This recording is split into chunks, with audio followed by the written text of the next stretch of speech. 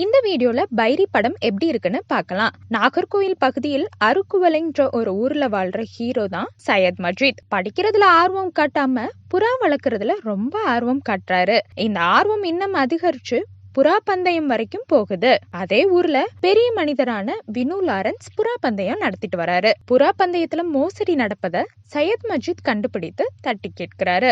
இதனால போட்டியாளர்களிடையே மோதல் ஏற்பட அதனால் நாயகன் எப்படிப்பட்ட சிக்கல்களை எதிர்கொள்கிறாருன்றதுதான் பைரி படத்தோட மீதி கதை. பைரினா புறாக்களை வேட்டையாடுற ஒரு வகை கழுகு இனமாம். அந்த பைரியிடம் சிக்காமல் எவ்வளவு மணி நேரம் புறா அதிகமாக பறக்கிறது என்பதை வச்சுதான் புறா பந்தயத்தோட வெற்றியை அறிவிக்கிறாங்க. இந்த படத்தோட கதை புறா சம்பந்தமானதா இருக்கிறதால படத்துக்கு பைரின்னு பேர் வச்சிருக்காங்க.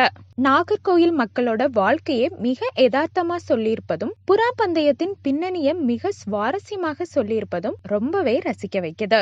அதே போல படத்தின் இரண்டாம் பாதி விறுவிறுப்பா நகர்ந்து படத்துக்கு பலம் சேர்க்குது. ஆனா முதல் பாதி ரசிகர்களோட கவனம் ஈர்க்க முடியாம தட்டி தடுமாறுதுன்னு தான் சொல்லணும். கதை நாயகனா வர சையத் மஜீத்தோட நடிப்புல குறை பெருசா இல்லைனாலும் சில காட்சிகள்ல கூடுதல் கவனம் செலுத்தியிருக்கலாம். மஜீத்தோட அம்மாவா வர விஜய் சேகர் தன் மகன் மேல வச்சிருக்கும் பாசத்தை வெளிப்படுத்தும் விதமான காட்சிகள் மிரட்டலாக இருக்கிறது மட்டும் இல்லாம அவரது நடிப்பு கவனம் ஈர்க்கும் வகையிலையும் இருக்கிறது. மஜீத்தோட நண்பரா வர நபர் பைரி படத்தோட இயக்குனர் ஜான் கிளாடி தான். இவரும் தனது நடிப்பால எல்லாரையும் கவர்கிறாருன்னு தான் சொல்லணும். சுயம்புன்ற வில்லனா வர வினு லாரன்ஸ், நாயகிகளாக நடிச்சிருக்க சரண்யா ரவிச்சந்திரனும் மேக்னா எலனும் படத்தில் வரும் எல்லா கதாபாத்திரங்களும் மனசுல நிக்கும்படியா இருக்கிறாங்க.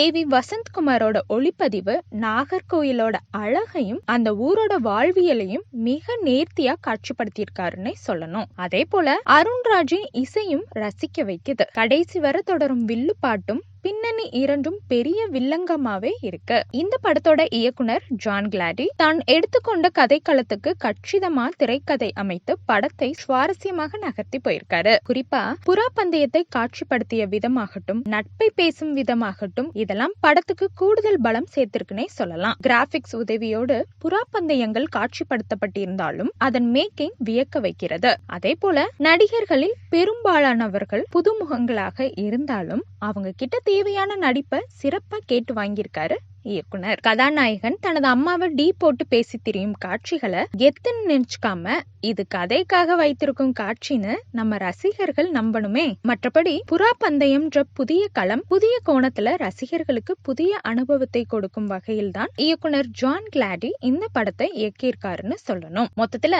இந்த பைரிய பார்த்தவங்க பாராட்டாமல் இருக்க மாட்டாங்க. முதல் பாதி சரியாக அமைந்திருந்தால் சூப்பர் ஹிட் பட வரிசையில் சேர்ந்திருக்கும். புறாவை பைரி கவ்வும்னு சொன்னாங்க.